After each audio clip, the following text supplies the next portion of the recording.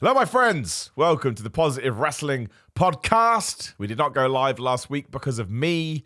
Oh, yeah, I can't talk about that. It's personal. Shouldn't have said that. Move on. Really, really quick. I just remember what that last week was. Anyway, Scott, my man, is here today. Scott, how are we doing? I'm good, Simon. I just put my gloves on in case I got to move a championship. I like it. Look at Thank that. you very much. Damn right. I like this. That's like old school WWF in the 90s. Do you remember? They always came out with the nice gloves. Why was that killed off? The only belt they do that with now is the Crown Jewel Championship. Yeah. Do you know the Crown Jewel Championship is in a vault in Saudi Arabia? I know. They weren't allowed to take it home. We're heading there this weekend, and I'm going to steal it with these hands.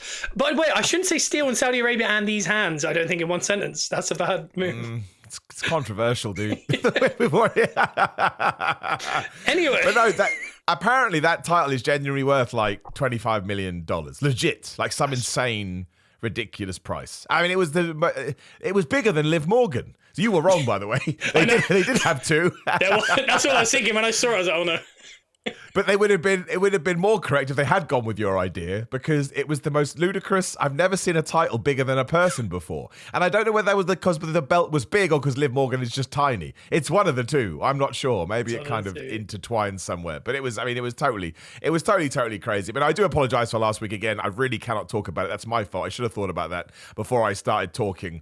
But it's a good time in professional wrestling because there is not a pay-per-view for like 2 weeks. And then we have back-to-back weekends. We have Full Gear, which I think is next weekend, and then Survivor Series the weekend after that. I think WWE is in a much better shape after coming out of Crown Jewel. And I suppose the big talking point at the moment is the proper reforming of the original Bloodline. I will ask you this, Scott, given that it was what people were asking me, so I will pass the question on to you. I mean, I think there are things that I will throw at you as we talk about it, because I think they're fair criticisms. But do you think we rushed Sami Zayn, Jey Uso, Jimmy Uso, and Roman Reigns sort of getting back on the same page? Do you think we hit fast forward because we're a bit like, Survivor Series is a bit closer than we thought? And don't forget, we still have a couple of SmackDowns to go, so there could be some more shenanigans at the same time. I do think it's extremely rushed, but I think it is just kind of because of where they are in the year and they need that kind of Survivor Series big match. They could have, I think, maybe done some kind of little Easter eggs, little kind of towards it, maybe a month ago, as opposed to just 1 week. It was like, oh yeah, Sami Zayn was in the Bloodline. Let's talk about it. If they kind of, had a couple interactions where maybe Sami and Roman crossed paths or something, just like a little stare on a pay-per-view or something, that would have been nice just to kind of remind people before they pulled the trigger. But I mean, I'm happy with where we are. Yeah. I just think it was fast. But I mean, hasn't kind of the Bloodline thing been maybe too slow all the time? So maybe it's nice. Well, I mean, that's my comeback. It's like, you mean the story that started in 2020? You wanted to slow it down? I think sometimes you just have to accept we have a destination, which is Survivor Series, and we've got to get stuff done. There are holes in it, don't get me wrong. Like, well, it depends. I need Roman Reigns to apologize to Sami Zayn and Jey Uso, or Jey Uso, I suppose. I need that to be sewn up. But again, we have 2 weeks to do that. That's a 5-minute segment on SmackDown. That doesn't need to be anything that we overthink. But I think the one that got me was, admittedly, about 3 weeks ago, Sami Zayn was going to Jey Uso. You're your own man. You don't have to do anything. And then next week, it was like, way, Bloodline back together. Yeah. But, I mean, I fall on that, I die on that sword that anything that started in 2020, if you want to hit fast forward a little bit and just get to the beats, I think that's okay. Especially because after Survivor Series, I think the Bloodline stuff not has to calm down, but you get the Roman solo match done. And let me rephrase it. After Survivor Series, I think you have to get into the singles matches. Yeah. And therefore, while the Bloodline will still be a thing, I don't think it should be group-on-group warfare. I think the Survivor Series needs to kill that off. This is a really hard thing to talk about. I don't know how to do this. Someone just asked, Simon, what's the finishing move you use to win the belt? It's called ups and downs. Of course it's called ups and downs. I'm an idiot. I guess we just have to talk about it. So, spoiler warning is all I'm going to say. Because do you know about the spoilers from next week for the episode of Raw they've already taped? I vaguely do. I think I know like 75%. But yeah, because if you could kind of smart me up a little bit, just because I want to be 100% sure. So this is the problem I've had on YouTube content this week is everybody wants to talk about who's going to be the fifth guy on each side. And I can kayfabe it and we can pretend I don't know, but I think I know. So it would be, the podcast should never be done in character unless people know what they're going to get. So again, if you really, really, really, really, really do not want to know the spoilers for next week's episode of Raw, which they double tape, by the way, so the guys could have and the girls could have time off for Thanksgiving. That's a massive thumbs up. Never going to get mad about that. More taped episodes, absolutely. But it sounds like, and we don't know because we need to see how the stories will play out. All we've got is live reactions from what they did in the ring. We don't know any of the backstage stuff because they wouldn't have showed those. There's no need. You don't need to give the game away too much. But it does sound like they're taking the Bronson Reed, Seth Rollins story. And Bronson Reed's going to be on Team Bloodline and Seth Rollins is going to be on Bloodline OG, which I actually am very intrigued about because we went overboard in the way we should have done with Seth going, why the hell would I ever team with Roman Reigns? Like, why would I ever do that? He made such a good point and he allowed logic to reign supreme. But then apparently the Bloodline get involved with his match with Bronson Reed. That allows Bronson Reed to win. So Seth Rollins gets mad and goes, but the reason I like it so much is because I think it opens the door. War Games is not good if you only have one story. It's just not. If it's just good guys versus bad guys, whatever, okay, it can be good. But putting Seth Rollins in there, if it's true, it could turn out to be nonsense, I don't know. You have to imagine that at one point he is going to attack Roman Reigns, or there's going to be some kind of... Because in 2025, we have to do the ending to that feud, right? The feud has been going on since... When did he turn on Roman? 2014? When was the Shield defection? Was it 2014 or 16? Yeah. Whatever it was. So let's say it's 10 years, just for laughs. I want that to be paid off next year. It ties into WrestleMania 40 when he came out in the Shield gear and Roman saw him and got distracted because he can't get over the fact that he got betrayed, allows Cody to win. I also don't think that Roman and Seth are going to be anywhere near the world title picture if the way of the lay of the land goes the way I think. But they don't need a title, man, when you've got a decade worth of story. And I think someone has gone, man, maybe we can set this up in a Survivor Series. You don't have to do it anytime soon. You can do it whenever the hell you want. But it's just more crumbs for the bread table. So when I did read that, because I don't believe The Rock is going to be on...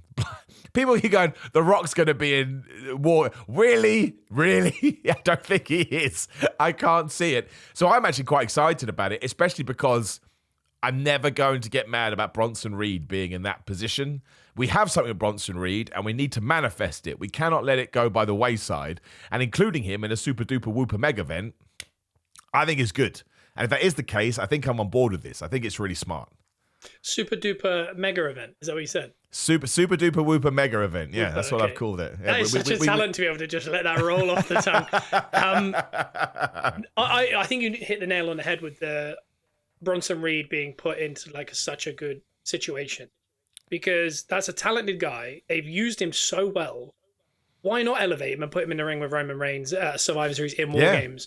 And if you remember, Bully Dangerously in the 92 War Games and Stunning Steve and all these guys, there was multiple stories going on in one cell. And that's what kind of made it so interesting, was kind of seeing them merge. Whereas we've watched SmackDown versus Raw and I think we literally had Bloodline last year. Or not Bloodline, but Bloodline versus Good Guys. Yeah, very heavy Bloodline, yeah. Yeah, sure. I think it's nice. It's wrapped up in a bow, but I like the wrinkle. I think it adds 10 new dimensions to something that was one-dimensional, in my opinion. I know there's the Jay, Sammy, Roman stuff, but realistically, it was 4 people that get on versus 4 people where 3 of them get on. That's a pretty standard story, whereas you add Seth. What if he comes out in the Shield gear just to annoy Roman? Even though he's on his team and Roman's distracted and there's this whole He hates him, yeah. He is the only reason he let his guard down for a second in the last 5 years was him wearing that gear. He hates that gear. And also a tsunami off the top of the cage through the ring or something. I mean, that's going to be the best thing ever. So I'm all in. I think it's brilliant. I still don't know if it is going to be the match, like you said about the spoilers. I don't know if there's going to be a big old switch kind of a week out where maybe those 2 get hurt or something. Yeah. But it's easily written in, because the only way to stop them from ruining a stadium or an arena is to put them in a cage.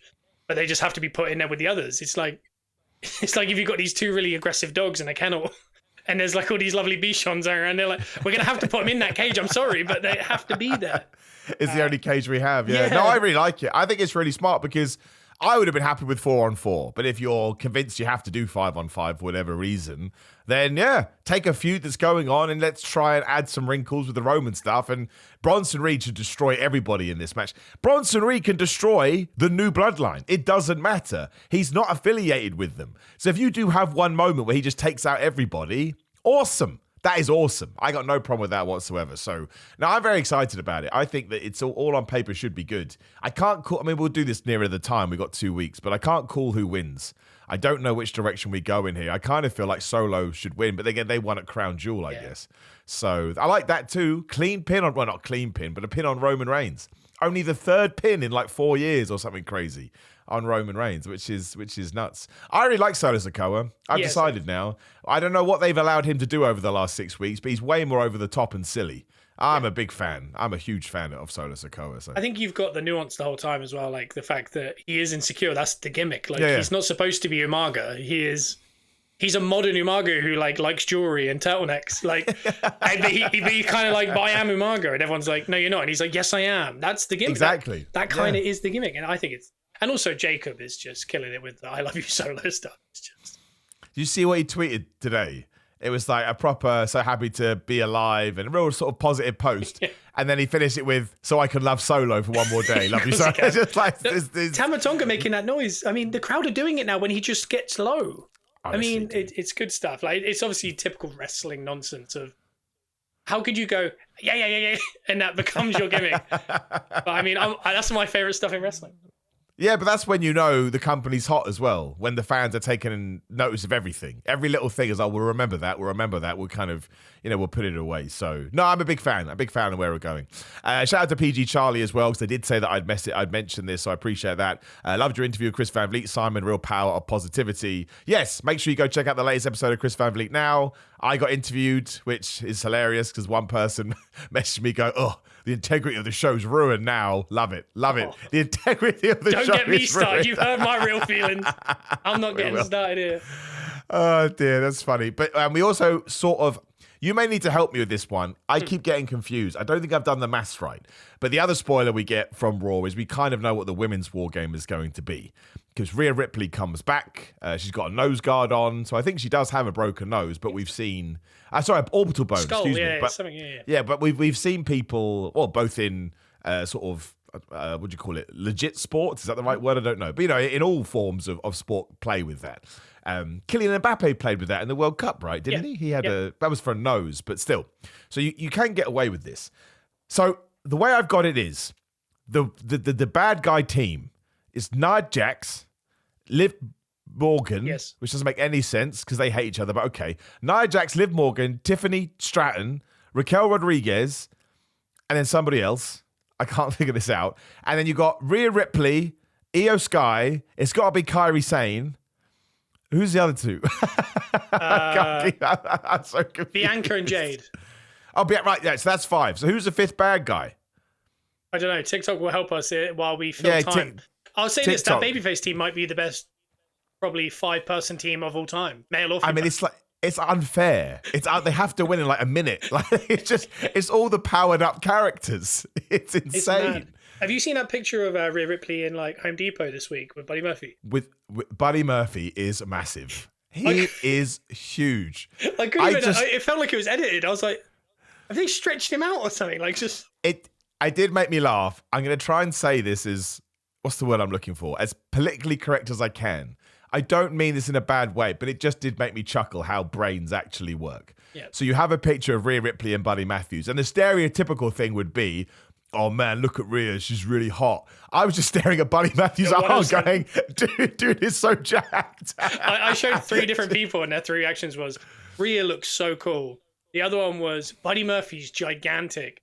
I keep saying Buddy Murphy, that's always stuck in my head. Buddy Matthews. I do it too, man. Yeah. And the last one was, he's stepped to one side for the picture. And I was like, I know. I tell you, man, I think those two, I've heard interviews with them.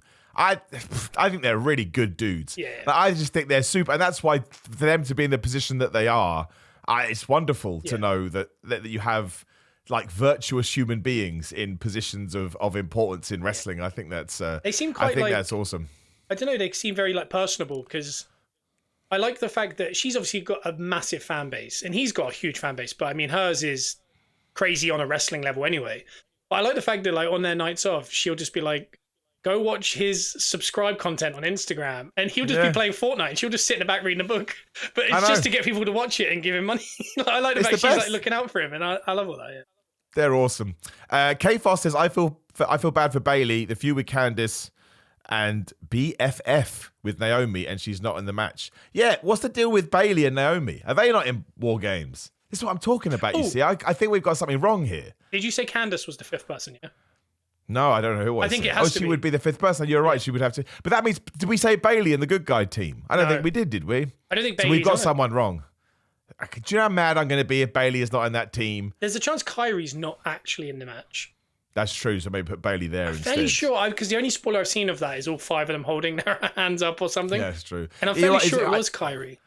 I don't know, but you're right. If Bayley's not, I don't want to. We should wait and have this conversation when we know. But we've talked about this away from recording. I don't understand what WWE does with Bayley. I don't understand. They don't understand. Like, if we're talking about people that is so easy to connect with and just feels like, I said this is a huge compliment, feels like fans that have then made it and almost positioned themselves as veteran wrestlers, which is an incredible story. That's Bayley. And yet, I don't get it. Like, even her world title run, I will say it now, and I do not think it's her fault, was a little bit lackluster because she didn't have one good feud to really sink her teeth into. Yeah. I like the Nia Jax stuff, but it was over too quickly. And then we were on to something else. So you're like, oh, that's a bit interesting. And I don't mind what she's been doing with Candice. Again, I'm happy that Candice LeRae gets an opportunity because she disappears a lot. Yeah, I do. I think she's great. Although I don't mind her as a heel. But some people are just designed for roles. She's so likable. Like, she's just when you hear her talk, you're like, oh, what a pleasant human being. It's like, I think that's the kind of person. But I get it. Wrestling should be about characters anyway. But my point is, I admit that the Bloodline War Games feels very thought out and very specific. The women's War Games feel like, well, we've got to do something. But I actually think, given who's in it, it's going to be pretty good. Yeah, it'll be the better one. It probably will be in terms of the stunts, if we want to call it that, whatever the right word would be. I mean, I've never watched Io Sky in one of those matches without becoming her father and being like, would you please calm down? What are you doing? Do you remember when she jumped off the top in a trash can? Yeah. Like, people did not comprehend. And I remember I got mad at the time because I'm a nerd. She can't see. She can't see. That's just jumping off the cliff. Yeah. Blindfolded. Like, and it's also hard enough to do it when you... If you remember, I had the bin on my head and someone jumped on me and it shattered. That was in the top 1 scariest things I've ever done in a wrestling ring. I was stationary. And again, it was a very if anyone's seen that video, it's very sketchy. But you can't explain how you don't know. Like, it makes you very paranoid. So to dive 10, 15 feet and just hope they're catching you, for me, I'm scared of water slides because they're too dark. Do you know what I mean? I'll put my hands up. Right. Yeah.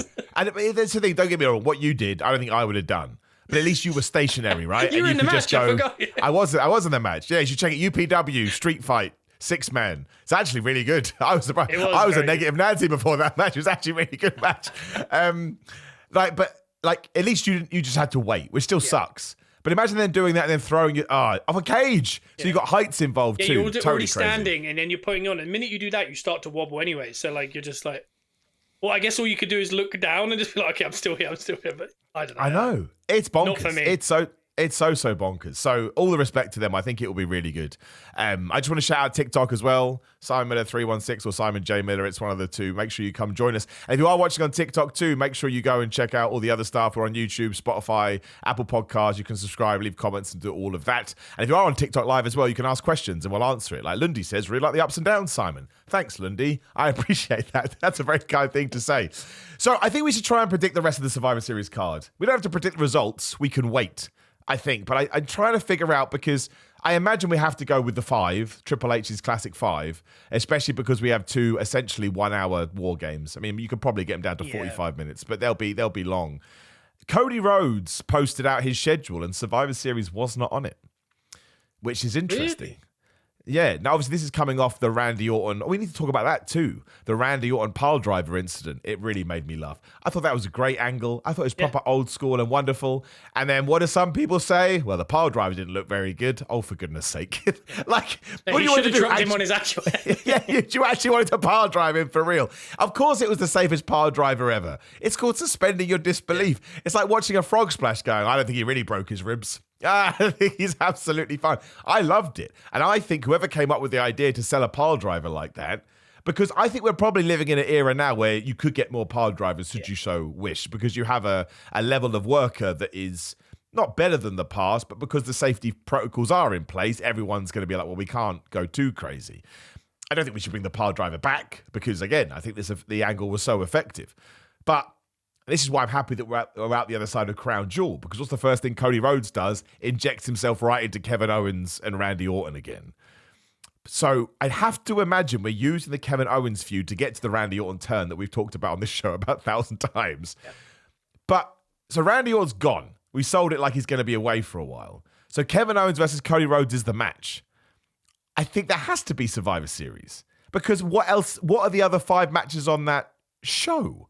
I mean, Braun Breaker versus Sheamus potentially, but I know they're doing that on Raw. I don't know the spoiler of that. I don't know if there's a s'mores or some shenanigans so we can redo it. Are we going to crown the first ever women's US champion at Survivor Series because that got announced, or is that going to be holding off? I don't know. So do we get Cody, I suppose, on the show? And it would be Kevin Owens, or Saturday night's main event is like a week later, 10 days later or something like that. Yeah, I think they might split it into 5 and 5, and they're gonna use a lot of people. I think Cody might be the driving force behind Saturday night's main event, just to kind of so people aren't working week on, week out. Because, again, you can't build a story a week after Survivor Series quickly just for Saturday night's main event. So you need stuff that's going to kind of overlap. And I guess Kevin Owens and Cody overlaps nicely to pass Survivor Series and into Saturday night main event. And also the women's US title. Did I just say that right? It's not IC, is it US? No, it's US. I was surprised. I thought on Raw they'd announced the Intercontinental one, but apparently they've made it. I haven't seen this. This is secondhand information. Apparently they've said, no, it's this one. That's it. That's the belt, which is good because less belts. I looked at the SmackDown roster. It's only 13 women on the SmackDown roster, women, and I was like, that's not enough. But if it's over both Raw and SmackDown, that'll be absolutely fine. So yeah. No, I think I can't really predict, and it's really hard. LA Knight, I guess, but I mean, he's not really doing anything. He's not got a feud. No, he's got nothing kind of starting. Yeah, it's very hard to kind of figure out what pops into there. But I'm trying to think. Mostly Machine Guns, they might try and get a tag match. Street Profit, they are building the Street Profits towards it. Well, I don't think you would do it on on the pay-per-view, but I think a heel DIY against the Street Profits seems likely because Ciampa went crazy on that SmackDown and beat everyone by himself. Well, beat Pretty Deadly. And I don't know whether everyone saw ups and downs. Somebody threw a tantrum about that. This guy. You could have picked any other team. You could have picked any other team. I threw a tantrum in a WhatsApp group as well. I just thought, I do understand it on the one hand because they have more cachet and it does actually mean more. But at the same time, I'm still waiting for this musical, man. I'm still waiting for this damn musical.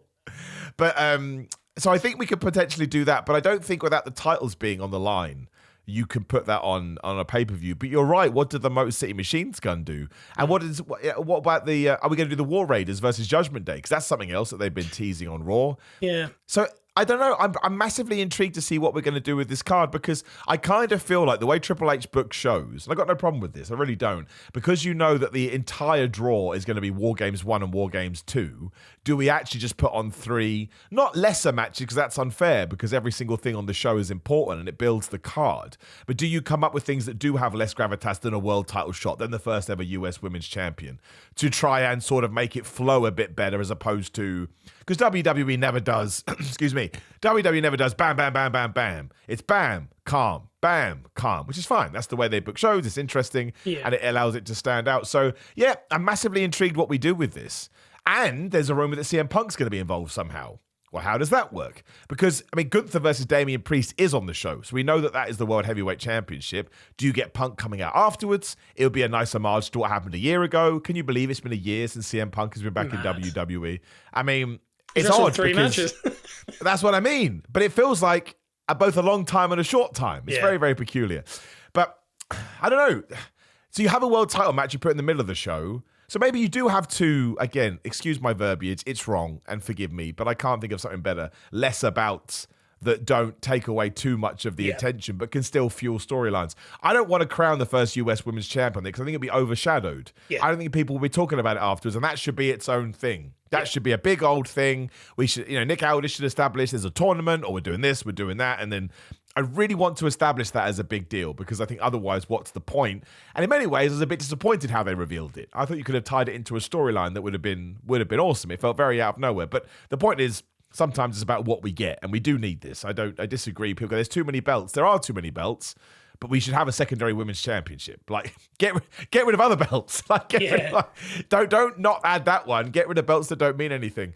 So yeah, I think Survivor Series, I think it has to set up a lot because you've got Netflix 6 weeks after, less than that, like 5 weeks after. Mad.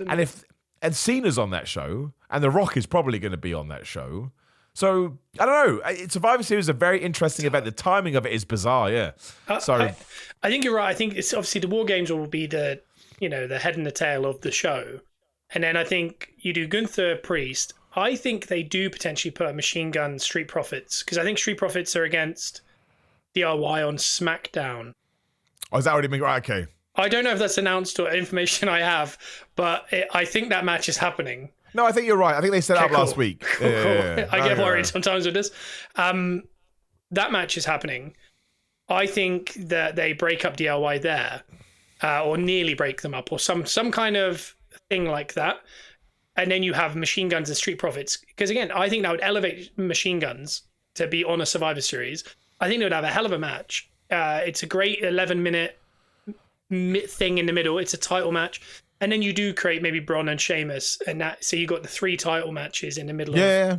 But then I would have Saturday Night Main Event. I'd have Cody KO as the big main / story.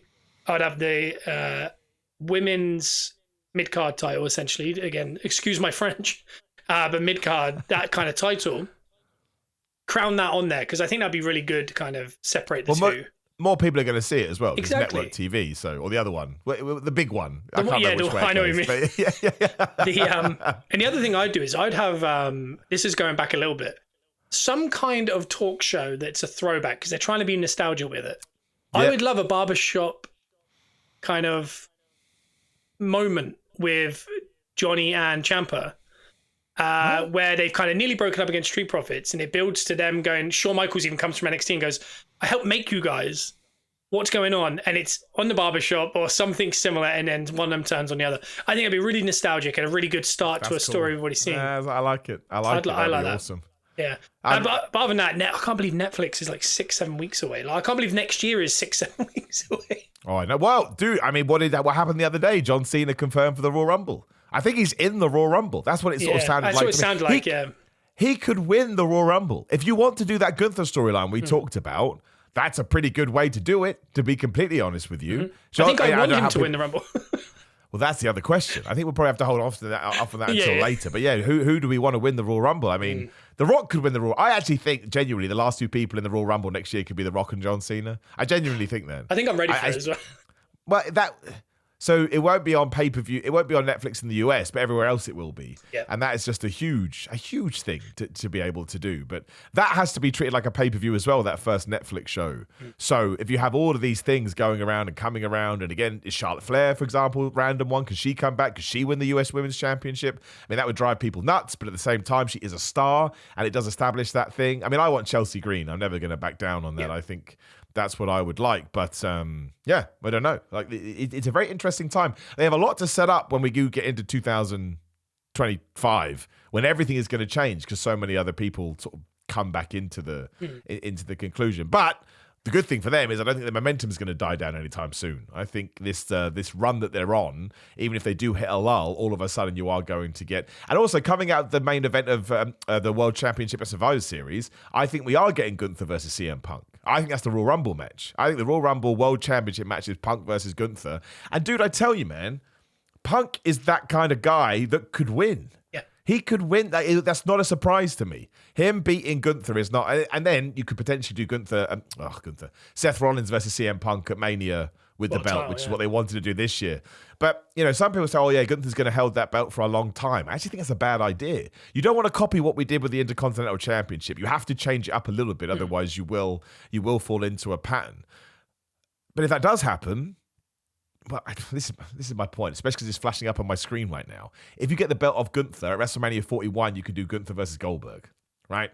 And I actually think Gunther not being the champion makes it way more like, oh my gosh. If Gunther's the champion, he's winning. You're not going to make. No one is going to make that mistake again. Yeah. So if he's not the champion, he won't lose. Yeah. But you'll have that tiny seed of doubt where you're like, oh my gosh, gonna have Goldberg win. I just want to see him go for a spear and he chops him on the head. That's all I want. Just the sound of that slap, I think would be great. That's like gimmick infringement, though. I will take personal offense to that. But excuse me, that's my. And he shouts "why" as well when he goes for it. That'd be great stuff. Now, I think. So you go ahead. No, you go, man. I've talked long enough. You go. I was just going to say, I've talked long enough. I just like that when you look across the landscape going into, like you said, 2025 and Netflix. Is WrestleMania the first one that's Netflix worldwide, or is it still just the UK that's going to have it on Netflix? No, yeah. So the Peacock deal is not over till 2026. So all of next year, pay-per-views in terms of the USA are still on Peacock, which is, I mean, what difference does it make? Peacock's like $5, so people are still going to be tuning in. Yeah. But it is kind of crazy how, and this is the reason I like the Netflix deal, they're going to be so desperate to appease them that, well, they're going to pull out the big guns kind of thing. Yeah, constantly. Yeah, you will. So you won't, even though it's not their biggest market, clearly North America is their biggest market, you can't then try and sell the USA pay-per-views to Netflix without going, have you seen these numbers we've done everywhere else? Yeah. So it's going to be awesome. It's going to be so good. But no, going into 2025, when you actually look across the landscape of the stories that we're kind of going, like, we could do a whole podcast on that pile driver and Randy, KO, Cody. We've kind of just glanced across the top of it. And then you talk about the 2 War Games. There's a new title being involved. John Cena's coming back. The War Games one. Even Seth and Bronson has been really good. The New Day story is really good. Really good. And I mean, I don't know if it's going to be a show, but there's some kind of celebration happening. I don't know if it's a Raw or whether it's a backstage. I don't know. I think it's meant to be on Raw. Yeah, I think so. So they got that. The White Six thing took a nice wrinkle this week that I thought has changed the thought process. Again, I think a lot of people are down on both sets of factions generally. I don't think they should be. I think they're both very good. But I think that wrinkle has definitely made people go, oh, I actually am interested in this. Yeah. So when you look across and you like the tag division's good, it's mad. It's really mad that going into this Netflix, they've somehow hit fever pitch. And you thought they'd hit it at Mania 38. We thought we were at fever pitch. 3 years later, we might be a bigger fever pitch going into this Netflix deal. So as a fan, it's amazing. Like, because like you said, they're going to bring out the big guns now because a random Raw could have The Rock now because they're like, well, Netflix want it. And you're like, okay, cool. Well, how are they going to fit in? Yeah, and that helps The Rock as well because he has a movie relationship with Netflix. So he wants. Have you seen some of these stories coming out of The Rock this week of he's like late to set and people don't like him very much? They came out. I read about them, but the thing is, you never know. He did admit that he urinates into bottles to save time on set. I mean, but he's in like a lot of outfits. You know what I mean? Like, I think that's more of a. And I mean, I've got no excuse. I do it in long hair journeys, so I mean, I've got no hate on The Rock. I can't do it. I don't have the. I tell you who can't. The Bruce. He cannot do it. Can he not do it? No. Shout out to the Bruce. Yeah. But no, sure. I had to do it once because I was stuck in traffic somewhere. It was literally to the point of, well, if you don't go now, you're totally screwed. And it was a harrowing experience. I didn't enjoy any of it. It was horrible. I should have just left my car and gone by the side of the road. But that would have been weird. People are like, that's like a public affronting or anything. It's only weirder once when someone walks past your car and goes, oh my goodness. But also, I don't think you should be surprised because everyone has been in that situation. You should never look and you go, clearly I know what's going on. It's not like a sexual thing, is it? Like you need to go to the toilet. For some it might be. That's the issue in this whole thing. Some people ruin it for the rest of us. Going back to the pile driver as well. Shout out to K Fost as well, who does say props to Corey Graves and Michael Cole for selling the pile driver the way they did. That is very, very true. Like I do agree with that. And also shout out to 4 people that have said Johnny Sins. John, I think you've brought this on yourself because you've talked about it on a giant platform now. Dude, it happens every day anyway. Like, what's going to happen? I'm going to get an extra 100 to the extra 400 I get in a day. And shout out to Howie as well, who says Gunther will retire John Cena. I don't think that's going to happen. I think John Cena will win the 17th championship next December at Saturday Night's Main Event because I assume they'll do it in December. I think he'll win the belt and he'll be his last ever match. I think he's going to sting. We're going to sting John Cena and he's going to go out with a championship and on top. And if anyone deserves that, it's probably John Cena. I'm excited as well because they've got 12 months here that I'm sure he, the way he is, he's not just gone, these are the 6 guys I want in between that, just figure it out. I think he's probably thought of a story arc that's going to last 12 months. And again, if it's him beating Gunther at Rumble for the title, but Gunther retires him in December, let's say, at the end of the year, and it's a whole thing of, it takes Gunther on a story, Cena goes on another one, but they keep into, like how Drew and Punk did this year. I don't mind Gunther being that guy that gets that last 12-month story arc with Cena and it ends with that, because he is a guy that they're going to put a lot of equity in for the next like 5-6 years. So it's worth it. It's not like they're taking a risk on, and again, I don't mean anything by this, but like Grayson Waller. I think Grayson Waller's going to do great, but it's more Cena like he did with Austin Theory when he did it. We don't know yet. Whereas Gunther's already there, but he just needs that little cherry on top. And the cherry on top could be this story with Cena. No, I agree. Do I want to say this? Yeah, I do. To me, it's very comparable to Brock Lesnar beating The Undertaker at WrestleMania 30. Mm-hmm. So many people say other people should have got it. Brock was already made. And that is true.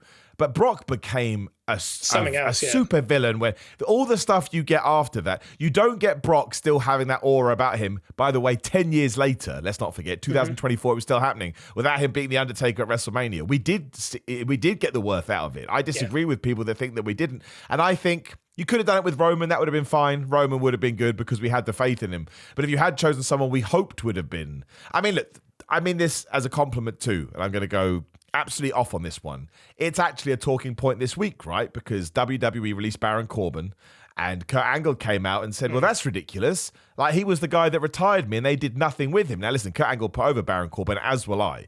Baron Corbin, as far as I'm concerned, is an underrated dude that never... Poor guy had to put up with all that nonsense they gave him in 2019, where they made him the scapegoat of all the stupid stuff they were doing.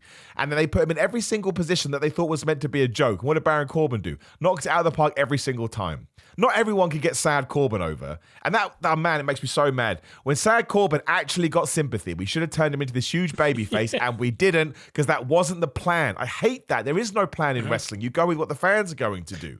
So I actually think that we should have taken that Baron Corbin win, and we should have turned him into a monster heel. We should have done. And that is on the company for not doing it. But that goes to show, and the problem there is, I'd have to imagine that they did have faith in Baron Corbin, but it was that weird 75% faith. Like when Rey Mysterio became the world heavyweight champion in 2002 or 5, 6, whatever. It was like, well, we can't... Punk in 2011, well, we kind of want to go with you. And they did that to Baron Corbin, and it was so dumb because that was the position to turn, and he would have succeeded at it because I've seen everything. What did he do? He went back to NXT, and what did he do? He succeeded at it. He teamed with Bron Breakker. What did he do? He succeeded at it. I really get on my high horse about this because I do not think he was treated the right way. But that's why you don't want to give it to someone you're not entirely behind. Maybe it'd be different now because it's a different management structure, but the old management structure, it was way too chaotic to ever establish that unless you already had a guy that they've made a champion, they put in main events, etc., etc. So no, I think you're on the money for sure. I think he's Baron Corbin, you said it, he's so underrated. Yeah. But he's also rated, I think, inadvertently. I think he was never going to get the respect because he's probably 10 years shy of like what Miz did, which was just, I've done it for 20 years now, you kind of got to respect me, even though everyone should already respect him.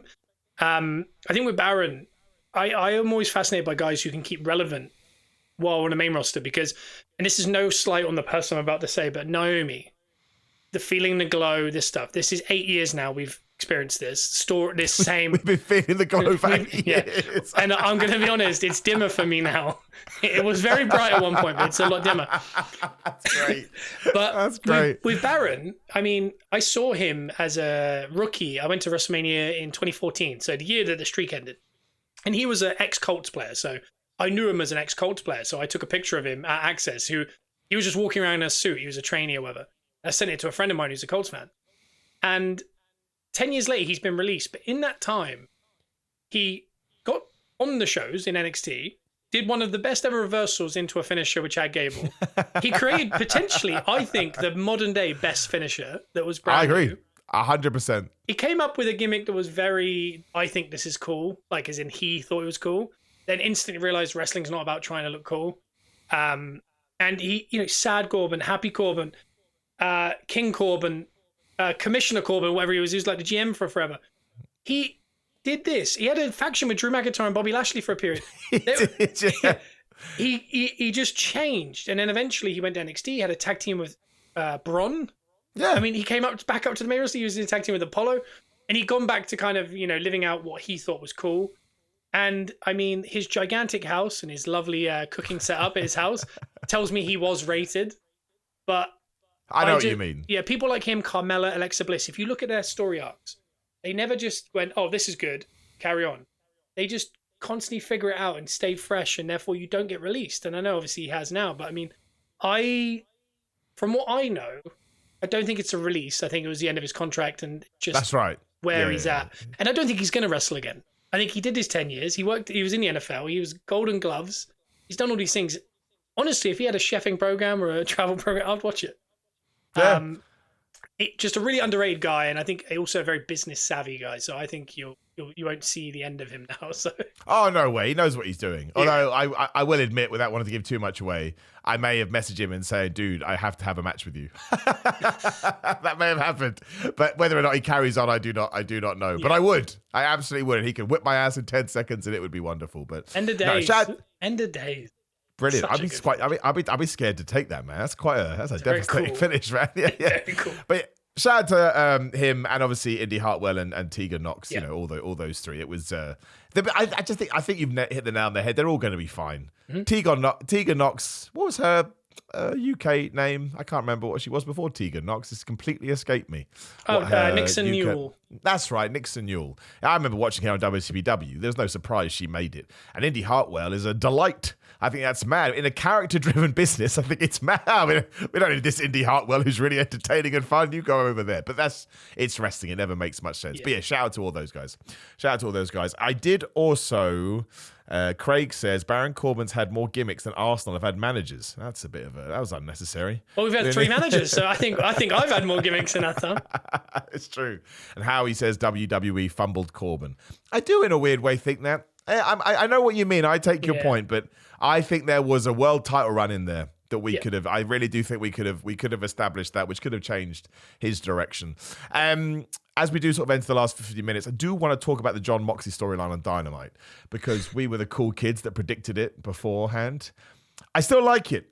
I need to see what's coming out of this pay-per-view at Full Gear because it kind of feels to me like I watched it last night and I really like Marina Shafir. She's benefiting from this. Yeah. She comes across as a cool dude. I like Marina Shafir. Claudio Castagnoli is just, I think, secretly the most entertaining man in wrestling because what he did to Darby Allin when he just threw him into the garage door, I was like, man, Pac wasn't on the show, which was interesting. Always worries me when Pac's not on the show. He comes and goes too much. Maybe he was there and I didn't see him. I didn't think I saw him. I think he just didn't want to fly from Newcastle this week. I'm probably. Which I appreciate. The Wheeler Yuta thing, I don't get it. I just don't get it. Like, I don't... it's a bit of a burial, isn't it, I think? Because I saw the clip, obviously, where he's saying, I'm no one's pawn. Funny. And Cesaro goes, shut up. He goes, shut up. Shuts up. But it's like, I like that. It's very entertaining, but it's like, I don't know what that does for Wheeler Yuta other than make him, like, it puts him down a bit. He's a subordinate. The point of all this is probably to get Yuta above everyone in that group.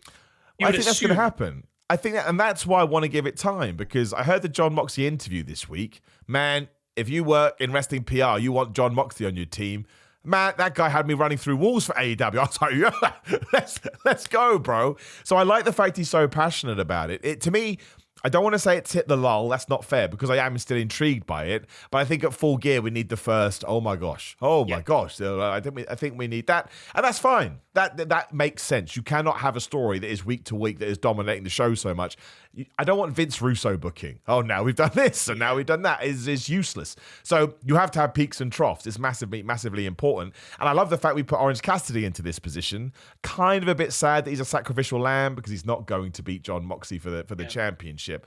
But I think everyone is doing really good work. And like I say, I think the goal is come early 2025. Cassidy is better. Daniel Garcia is better. Darby Allin is better. Wheeler Yuta will obviously eventually turn on them and sort of hopefully get the benefit. And so I guess it's in this really weird position because I'm enjoying Dynamite. I have a few issues that we'll talk about. But they're clearly rebuilding in a smart way because they're being patient, knowing, well, it's not going to turn around overnight. Yeah. So we just kind of have to sort of labor on a little bit. But it does mean, again, trying to sell this John Moxley thing as he's taking over the Superstation. He just cuts a promo. I'm like, yeah, dial that down a bit because you don't sell the wrong thing to the audience because boy who cried wolf, right? Eventually, you don't really know what they're trying to get across. So I don't know. I think it's heading in a good direction, but right now it's in a very odd place, is what I will say. Yeah. We need that big, oh my gosh, I can't believe it. I think because we're the Positive Wrestling Podcast, my positive spin on it is, like you said, about they can't just, jump the ratings overnight. And I think that's been a bit of the issue before, is I think, they have a down bit and they go, oh, we're going to release the CM Punk footage to pop a rating. And then it goes nowhere. It doesn't help anyone. They pop the rating. And then next week they go, oh, the people haven't stayed. And it's like, if it's like if you had a YouTube channel and you were getting 100 views, and then you went, next week I'm giving away a car, and you got 100,000 views, and then next week you went, where is everyone? You're like, well, you're not giving away a car. And I think what they got to do is what you're saying, which is the slow build of characters. And the ratings aren't going to jump at all. They're going to slowly build. That's right. And then when you hit that crescendo, think of WWE in 2019 before they found the Bloodline. It was kind of, who's over, who isn't, what are we doing? Who are the future stars? And a lot of the time, the future stars were already there. They were just in the wrong positions. And I think that's what they're doing now, is they're kind of, they're finally finding their lanes. People are kind of going, oh, you aren't that, you're this. You're not that, you're this. For example, Mercedes Moné, I think they characterized her almost as, she's highly paid, she's the biggest female we have, respect it. And I think people went, well, give us a reason. And they weren't. Whereas now I think she's found her lane of, she's hilarious. She's so good. She still backs up great matches, yeah. She gets so much criticism online. I'm like, are we watching the same person? She was mad at Camille this week because she didn't murder someone. I'm like, this is great. This is great television. No, I think you've hit the nail on the head. And that's why I'm confident about the future, but it does mean you have to go through some growing pains. Yeah, that's right, yeah. Whereas I've said this on Ups and Downs today, and I've said it on another video. Can't remember where I said that, whatever. The MJF Adam Cole stuff, I just think, I don't want to call it a mess. That's unfair, but it's difficult because we now got Roderick Strong versus MJF. I don't want that. That's not the match I wanted. I want Adam Cole versus MJF. And we changed the rules halfway through. And I understand what they're trying to do. Bless their hearts. They know they're in a difficult position, so they're desperately trying to retcon it to make it more of a journey. Whereas I think with this one, you just need to rip the Band-Aid off and be like, you know what, we'll do Adam Cole versus MJF, and then whatever we're going to do, we're going to do it. Now listen, there's a net positive in the sense that Takeshita versus Adam Cole was awesome. Lance Archer throwing around Roderick Strong was awesome. I like that guy, Lance Archer. I think he's fantastic. I agree. But the end of I don't want to see Roderick Strong versus MJF before I see Adam Cole versus MJF. Even though I know it's going to tie into that eventually, it's a 24-month story, not through any fault of their own. So that would be an area where I was like, I think you've overthought this, genuinely. Whereas the Moxie stuff, I'm like, okay, I'm patient, I'm good. The opposite is MJF Adam Cole, which is funny because MJF and Adam Cole are two of my favorite wrestlers, period. So it's interesting. But this is what we always say, right? You can't enjoy every story. It's absolutely impossible. And quick shout out to Fight Fear, who says Sasha Banks versus Tonga Loa would be match of the year. There you go. So that's been put out there now. So random. Howie actually says, I prefer Roderick Strong versus MGF, which is wonderful, but it goes to show, so horses for courses. But that was the only sort of area of Dynamite where I was like, just give me the match that we should have had a year ago. And again, I understand it. Adam Cole went through a hell of a time, but Roddy versus MJF. Sorry, I was going to say, I enjoyed Mark Davis and Will Ospreay. That kind of added wrinkle of, in wrestling, you don't have to be like, I disagree with you, so therefore I'm not going to team with you. He's saying, I've got your back, I'm going to team you, but you're the issue. And I like that because that's more real life. Like if you say something really out of whack, I'm going to be like, that was really bad, but I'm still going to be like, Simon was right, even though you weren't. So that's more human. Do you know what I mean? So I like that. I do like Carl Fletcher's slow transition into being Randy Orton. Big fan of Carl Fletcher, yeah. Oh, yeah, why not, right? The shaved head, I think, has changed everything. There's so many, this sounds bad, floppy-haired younger guys in wrestling, which is cool because that haircut is very big on TikTok. Follow Simon J. Miller. But it was nice to kind of, do you know what I mean? He separated himself and you went, oh, this is different. And he does have that feeling of like, that's the next big star in wrestling. He went from someone we all knew was very good. And I don't know why, but in the last couple of months, it's not just the shave of the head, but you go, I tell you what, if he went to WWE, I think he would headline a WrestleMania. And all of a sudden you're like, that's a really weird thought that you didn't expect with Carl Fletcher, the guy with the undercut, the skinnier tall guy in Aussie Open 6 years ago, which is amazing to kind of see the growth for some people. And them clicking and just getting it, because I mean, he's Ospreay kind of level almost, and that's crazy. You know, if someone can even get within 10% of that guy, you're doing something very good. So I agree. Yeah, no, I'm very excited about his. And again, it doesn't have to go to WWE. That was just an example of he would transition into both companies nicely. He could headline All In next year, and people would be like, yeah, he's the next big thing in wrestling. So I love it. Yeah. Well, that I think was my. Well, no, I'll talk about the other thing in a minute. But in terms of my serious wrestling highlight, their promo back and forth. Will did make one faux pas, which I did have to point out, when he went, "You've never done anything outside of Aussie Open," when Cole Fletcher has been the Ring of Honor TV champion. Yeah. I was like, you cannot have this association with Ring of Honor. Don't worry about it.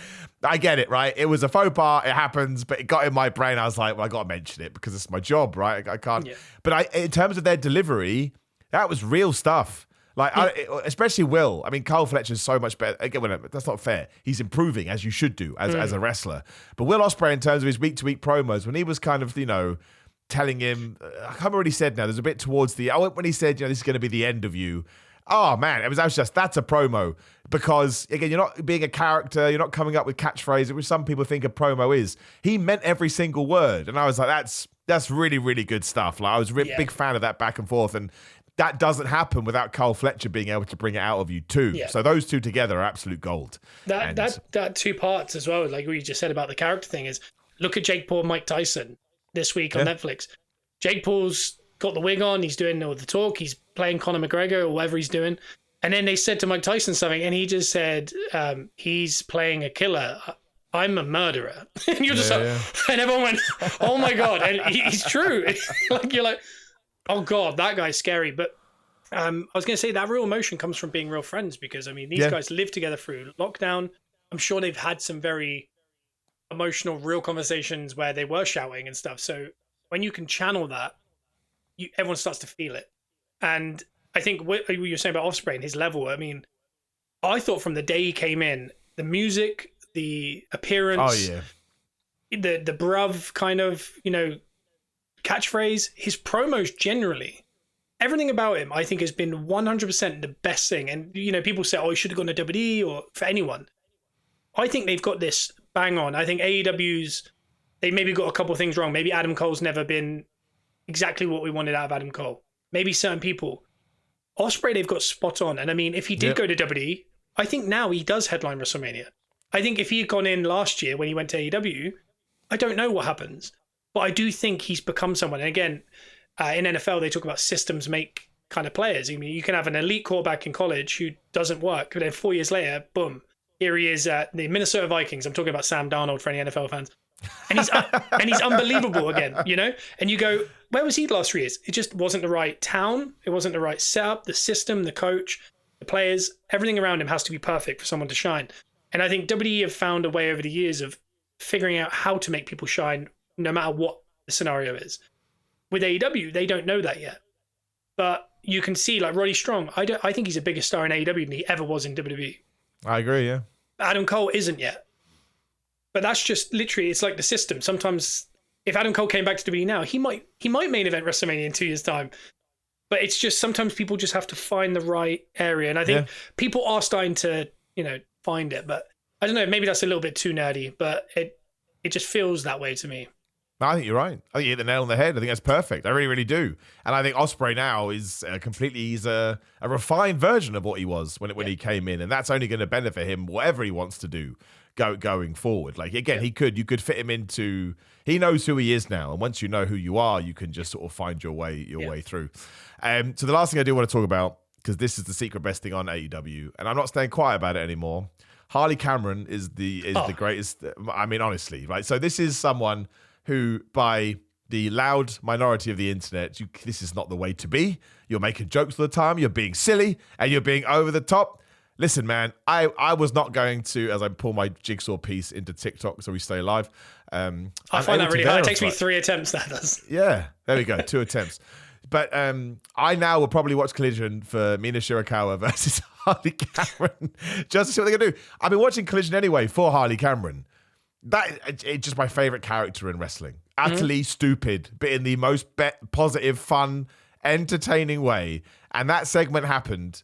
with a bunch of boob jokes, let's not forget. I was laughing my ass off. This is so stupid in the best. I think she's great. And she is going to, she's like, I don't like sort of lumping people in, but she's like their Chelsea Green. Do you know what I mean? Just give her anything and she figures it out. Like, she's just incredible. And I don't think she gets talked about enough. And it's one of the reasons I'm happy a company like AEW exists, because I don't think we would have ever known about her otherwise. I'm so happy she has that platform to say, hey, man, I'm not the greatest wrestler in the world, although actually very good when you look into her experience. Hasn't had that many matches. So actually, sort of balanced out, she's super good. But even getting to showcase the other stuff that we love about wrestling, man, she is superb.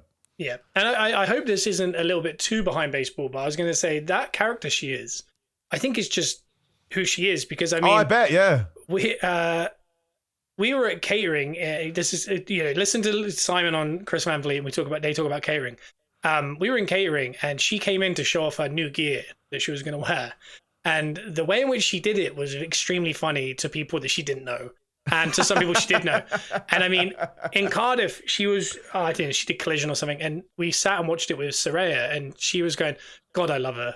Like, it was real. She was, and everyone backstage was like, God, she's so funny. Because it was something like she got hit with something. She rolled to the rope and was just screaming or something. And everyone backstage was like, she's the best. So I think she's extremely liked. I think she's extremely funny. And I think she's just a good kind of person, really. So I'm very pro her doing well and people finally seeing it, Yeah, but that's it. And sometimes you get, AEW ratings are rubbish and there's no one there. And the crowd last night was terrible. It just was. You're allowed to be a terrible crowd. It's your money. Do whatever you want. But it was quiet and it affected the show. I mean, it just did. Yeah. But then that popped up and I was like, man, I'm happy that AEW exists. That was my overwhelming feeling. I was like, thank goodness. Because otherwise I may not have got this in the first place. I thought it was wonderful. It cheered me up. It put a smile on my face. That's what it's about. All right, and we'll end with a question, because why not? Because Crieo, I may have pronounced that wrong, says, do you think we're going to get a women's IC title now we've got a US title? We did talk about this earlier, and I think WWE said they're not going to, but again, things change.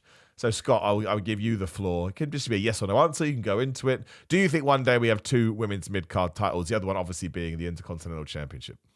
Yes. There you go. Boom. I think so too. Yeah, I think it will eventually. It has to, because I mean, the roster needs to grow, because there's no reason for there to be 20 women's wrestlers and 50 men's wrestlers now. There's plenty of women's wrestlers out there. It's about time that there's going to be probably 40 and 40. You need as many titles to kind of fill the time, So I think it will, yeah. You hit the nail on the head. I will bet my hairline that Raw and SmackDown are 3 hours each next year. In fact, if you could put a bet on that, you should probably put a bet on that. Not saying anything. And also, let's not pretend we can't see what's going down in NXT right now, which has arguably the best women's division, period. And soon, well, you know what I mean, soon, within a year. I mean, not like within a week, but within a year. All those women are going to be called up to Raw and SmackDown to fill this 6-hour time period. And you are just going to need another championship, and it should be the Intercontinental. It should be the Intercontinental title. I find it interesting they went with US first. I would have thought because the IC belt is more synonymous with WWE, they would have started there. Yeah. But who knows? And it seems more like synonymous to the world. It's not just one country, and they're more global than ever. Like, maybe that's why. Maybe it's easier to market a US belt. Maybe, I don't know. But I think they will. Does look nice. This is a good. I like that championship. And yeah, I mean, given that you could call 10 of those women up from NXT, so 5 on Raw and 5 on SmackDown, and most of them would swim. They really would. I mean, you never can say for sure. Yeah, let's get another championship in there. It's time, and everyone should watch NXT. It's a great show. It's a wonderful, wonderful show. And go on. What are you going to say? I was going to say, the amount of Johnny Sins things that come through on that TikTok is, honestly, I don't know how you deal with it. I'm surprised at how many people know who Johnny Sins is. Well, I'm not going to spoil it here, but you can hear my Johnny Sins story on the Chris Van Vliet podcast. It's a very good story, actually. It's a very true story. To this day, every now I wake up in a cold sweat. You don't want to do that. You don't want to go to your boss and have to have that conversation. And I did. Dude, one day, for fun, I mean, you and Joey will hate me. I will message you every time I get a Johnny Sins message or reply on Instagram, Twitter, whatever. I'll just go, yes. I'd love to see it. When we get to 110 in the same day, you'll be like, Miller, you're kidding me. I'm absolutely not kidding you. And that's why I don't mind talking about it. It's like, it can't be any worse. It's impossible for it to be worse. It is insane. Yeah. And I mean, Johnny Sins just wishes he was as jacked as Simon Miller. That's all I got to say about the whole thing. I will say this. I shouldn't say this, but it surprised me. I actually thought of you because you and Joey are always so kind to me. Okay. No, it did, because you're always so kind to me. And we kind of talked about this off air in another way. But my girlfriend watched a bit of the interview because she doesn't know anything about anything, but she knew that Chris was a big deal.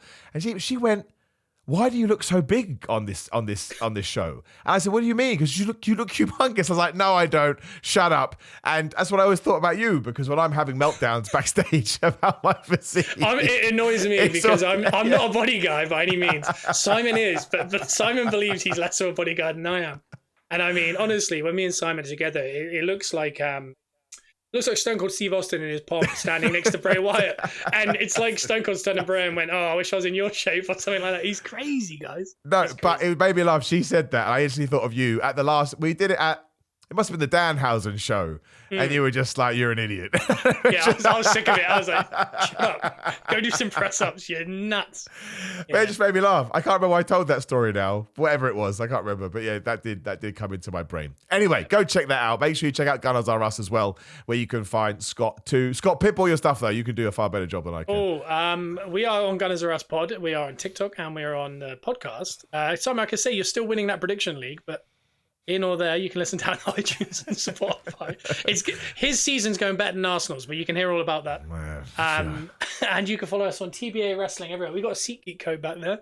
But yeah, we're on Whatnot now as well, which is a new thing. I'll talk to you that off air, but it's a trading card thing. It's very fun. There you go. Actually, and all the people we've got quite a few people watching on TikTok right now. Go follow Gunners R Us. They're literally right there on the screen. Go and click the thing and follow them. Click my face.